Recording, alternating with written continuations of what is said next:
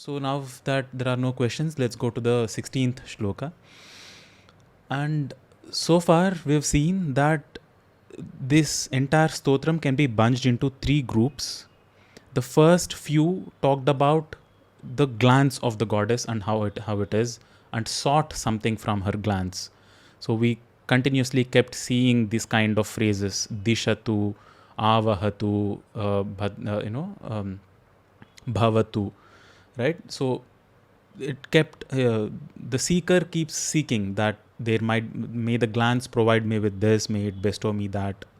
And after that, there was this at the culmination of that kind of a seeking was this beautiful shloka where dadya dayanu pavano dravinam budharam, where the seeker compares oneself to a destitute bird seeking seeking the cloud-like eyes of the goddess to shower down a torrent of wealth upon that seeker. And that was kind of the culmination of one's intense seeking.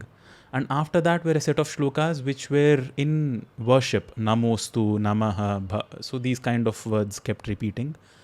And after, so by the end of 15th shloka, we that kind of praise and that kind of worship comes to a close.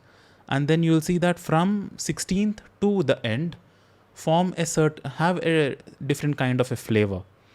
And this is why many opine that these might be later additions to Kanakadhara Stotram.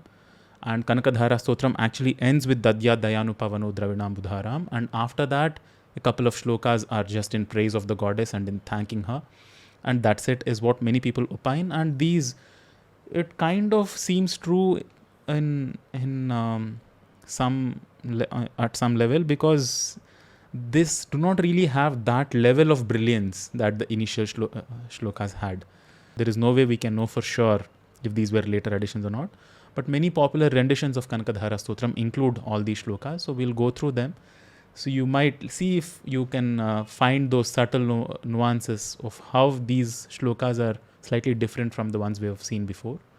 But at a bird's eye view, we can clearly see that the first few shlokas, the middle few shlokas, and the ending few are distinctly different in their flavor. So with that said, I'll now chant the 16th shloka of Kanakadhara Stotram. Follow it along and then we'll look at the meanings.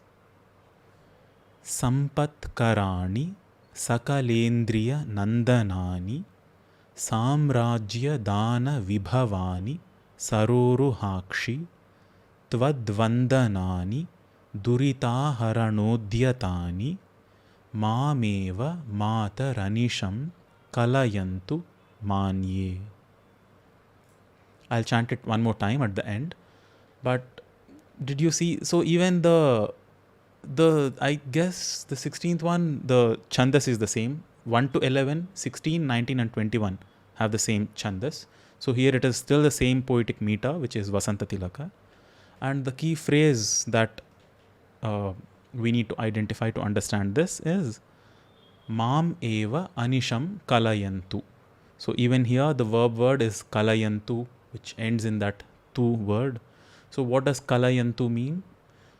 It means may it hold me. May they hold me especially. So bhavatu karotu, if it ends in tu, it is a singular usage, that may that hold me. If it ends in antu, then there are multiple of those, and it's a bahuvachana prayoga, just some grammatical aspects. Kanchanji, are you here?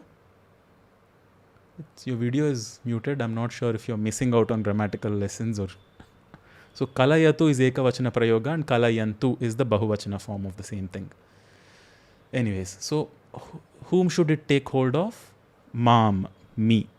Mam eva is me alone. Eva is that emphasis, me alone. Anisham is the shortened form of ahar nisham. Ahaha is morning and nisha is night. Anisham is morning and night, all day long. So may they always take hold of me, hold me. Kalayantu. Mam eva anisham kalayantu. Now what should always hold me? The seeker asks. These Tvat vandanani. Tvat is your, vandanani is a bahuvachana form of, plural form of vandanam, which means prayer. Vandana, vandanam. Vandanam, vandanani is the plural form. Your words of prayer, the prayers that I do in your worship, may they always take care of me, may they always hold me. Now, the same mameva anisham kalayantu has another sublayer. We'll see what that means. Your words of prayer. And how are these words of prayer? Multiple adjectives which describe her words of prayer. They are sampat karani. They cause prosperity. Sampat is prosperity. Karani is that which cause prosperity. How else are her words of prayer? Sakala indriya nandanani. Nandana is to cause joy. Indriya are the sense organs, and sakala is everything, all. So which cause joy to all the senses. Her words of prayer cause joy to all the senses. Sakala indriya nandanani. How else are those? Samrajya dana vibhavani. They are capable, vibhava, of granting dana, rulership or dominion over oneself and internally and externally, samrajya. So they cause one to have control over one's own self and over the world at large. Samrajya dana vibhavani. How else are they? Durita aharana udyatani. So durita are sins or evil deeds or bad deeds. So durita. Aharana is taking away. Udyata is it's similar to udyama. So udyama is a revolution. So it has two sets of sounds, ut and yat. Yatna is an effort. Udyata is an focused effort. It's up. Ut is a prefix which is used in the context of up. Udaya is rising, and utkarsha, udyama. So anything that you do with a lot of focus and you do in an intense way has that ut prefix to it. Udyata is a focused effort, and her words of prayer are focused towards, are targeted towards removing. Removing is the word aharana. What do they remove? Durita, sins. And this other group of words that are stacked here connect back to mam eva anisham kalayantu. May they always take hold of me alone. And whom is he praying to? Whom is the seeker praying to? That the goddess, of course. And there are three words which are being used to refer to her, to address her, which is called as sambodhana in Sanskrit. So these three last set of words are in sambodhana of the goddess. Mataha, manye, saroru hakshi.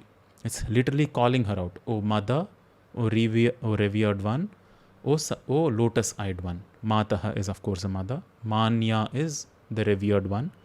Manye is to call her out. Sita is the name of a person. Site is addressing her. Durga is the name of the goddess. Durge is calling her out. Hey Durge, hey Site. It's like that. So Mataha, hey Manye, hey Saroru Hakshi. The other words that came before. Mam eva anisham kalayantu. May they always hold me, take hold of me alone. What may always take hold of me? The words of your prayer, which cause prosperity, which cause joy to all the senses, which are capable of granting rulership, and which are targeted towards removing all sins. One more time, the entire shloka. Sampatkarani sakalendriya nandanani samrajya dana vibhavani saroru hakshi tvadvandanani durita haranodhyatani mameva mataranisham kalayantu manye. Clear? Were you able to correlate all the individual word meanings when I read it out together, all the words together? One more time, do you want me to? Sampatkarani sakalendriya nandanani samrajya dana vibhavani saroru hakshi tvadvandanani durita haranodhyatani Mam eva mataranisham kalayantu manye.